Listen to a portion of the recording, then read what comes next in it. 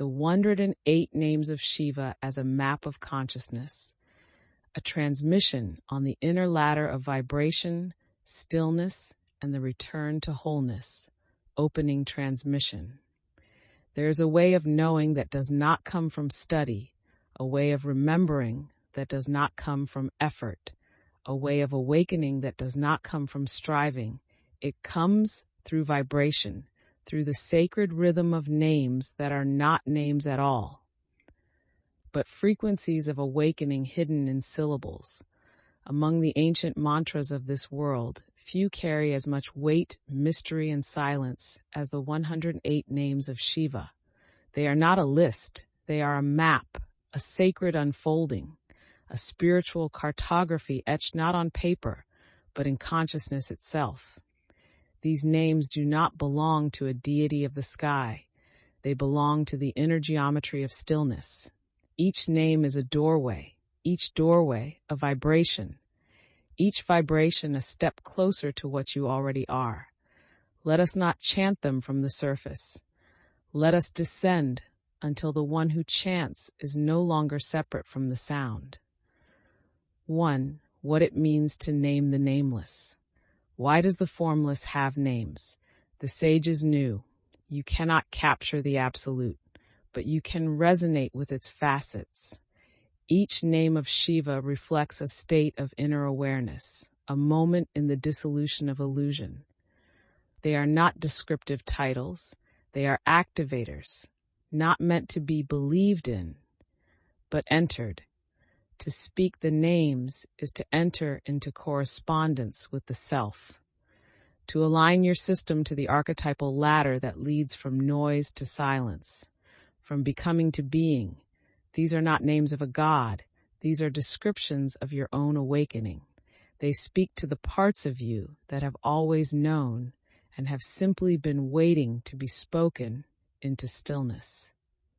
2. Why 108? The cosmic pulse beneath the count. In the ancient world, numbers were not abstract. They were vibrations, living intelligences encoded in structure. 108 is sacred across civilizations. There are 108 energy lines converging at the heart center. The sun is 108 times the diameter of the earth. The moon is 108 times the diameter of the earth away from earth. There are 108 Upanishads, each a window into truth. And in mantra, 108 is the full cycle. To repeat something 108 times is to allow it to touch all layers of your being. The 108 names of Shiva are a spiral staircase, a perfect circle of ascent, not towards something, but inward, toward what was never separate. To walk through them is to harmonize, to remember the hidden blueprint within the breath. 3. The names as states of consciousness. Let us now approach these names as frequencies. They are grouped not in rigid categories, but in layers of awareness. Tier 1, grounding into stillness. These names invite you to root yourself in being. Bhava, existence itself. Shambhu, source of peace, great light within form. Rudra, the roar that cleanses illusion. These names do not call you upward, they call you inward. They remind you that stillness is already here. Beneath thought, beneath tension, beneath time, this tier is about learning to stop reaching, to stop pretending you must ascend to find the sacred, to realize it has always been here. Tier 2, activation of the inner fire. Now the movement begins. Not as effort, but as alchemical flame. Names like Vishwanatha, the seer of all inner worlds. Triambaka, three-eyed perception, the gaze that pierces Maya. Nataraja, the dancer whose stillness moves all. These names awaken the central channel. They move breath into light and will into surrender. This is the realm of siddhis and transformation, where sound begins to carve space into insight. The fire is not destructive, it is refining. You are not changing into someone else. You are remembering what it feels like to burn clean. Tier 3, dissolution into radiant emptiness. Here the names become transparent.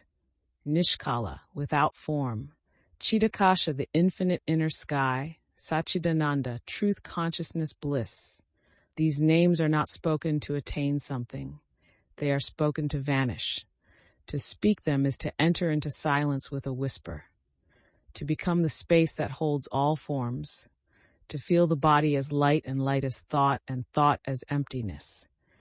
These names are the petals of the final flower, not opening into the world, but folding inward into the womb of the real. 4. How to use these names in practice. There is no one way, but there is one presence required: stillness. Here are 5 sacred methods of approach. 1. Breath invocation. Inhale deeply, speak a name silently on the exhale. Let it enter the body, not just the mind. 2. Walking mantra. Take one name per step. Let each vibration ground you into sacred rhythm. 3. Name gazing. Write a single name, gaze at it, let it pull you into itself. Do not think, enter. 4. Mirror chanting. Speak a name aloud in front of your reflection. Let the vibration echo in both your voice and your eyes. 5. Name in the pulse. Sit in stillness. Find your pulse. Whisper a name with each beat. Let it become your heart's companion. These names are not static. They move, they call, they reshape. Let them rewire your frequency from the inside out. 5. 3 names to begin with. You may feel called to all 108, but if you need a starting point, begin with these 3. Mahadeva, to remember the light within form. Shambhu, to cultivate the peace beyond reason.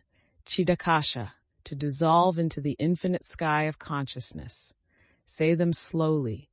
Let their syllables become subtle fire.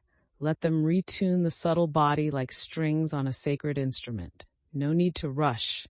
The truth moves at the speed of surrender. 6. What it means to truly remember. To work with these names is not spiritual performance. It is the undoing of all that keeps you from your original resonance. Each name does not describe you. It undoes you. And in that undoing, the still one emerges. The one who has always been, beyond roles, beyond stories, beyond even the need to awaken. When you say Shiva, you are not calling a god. You are remembering the presence before sound, and every name is a ripple in that ocean, guiding you back to the unspoken. Closing reflection. The 108 names of Shiva are not a ritual. They are a reunion.